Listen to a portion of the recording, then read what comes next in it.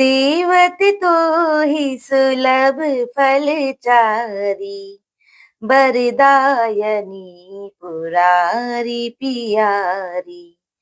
देवी पूजी पद कमल तुम्हारे, सुर नर मुनि सब होहि सुखारे। अर्थात, हे भक्तों को मुंह मांगा वर देने वाली, हे त्रिपुर के शत्रु शिव जी की प्रिय पत्नी, आपकी सेवा करने से चारों फल सुलभ हो जाते हैं। हे देवी, आपके चरण कमलों की पूजा करके देवता, मनुष्य और मुनि सभी सुखी हो जाते हैं। मोर मनोरथ जानहु नीके, बसहु सदा उरपुर सबही के। कीन्हु प्रगट न कारण तेहि, अस कहि चरण गहे बैदेहि। अर्थात, मेरे मनोरथ को आप भली भांति जानती हैं, क्योंकि आप सदा सबके हृदय रूपी नगरी में निवास करती हैं। इसी कारण मैंने उसको प्रकट नहीं किया। ऐसा कहकर जानकी जी ने उनके चरण पकड़ लिए।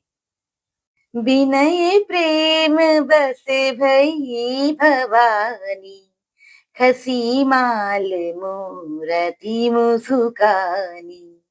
सादर सिंह प्रसादु सिर धरियु, बोली गौरी हरषु हिय भरेऊ। अर्थात, गिरिजा जी सीता जी के विनय और प्रेम के वश में हो गईं। उनके गले की माला खिसक पड़ी और मूर्ति मुस्कुराई। सीता जी ने आदर पूर्वक उस प्रसाद यानी माला को सिर पर धारण किया। गौरी जी का हृदय हर्ष से भर गया और वे बोली, सुनु सिय सत्य असीस हमारी, पूजी ही मन कामना तुम्हारी। नारद बचन सदा सुचि साचा, सो बरु मिली ही जाहि मनुराचा। अर्थात, हे सीता, हमारी सच्ची आशीष सुनो, तुम्हारी मनोकामना पूरी होगी। नारद जी का वचन सदा पवित्र और सत्य है। जिसमें तुम्हारा मन अनुरक्त हो गया है, वही वर तुमको मिलेगा।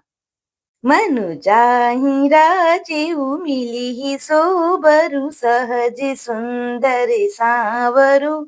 करुणा निधान सुजान सीलु, सनेहु जानत रावरु।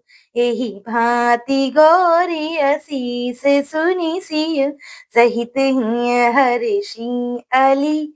तुलसी भवानी ही पूजी पुनि पुनि, मुदित मन मंदिर चली।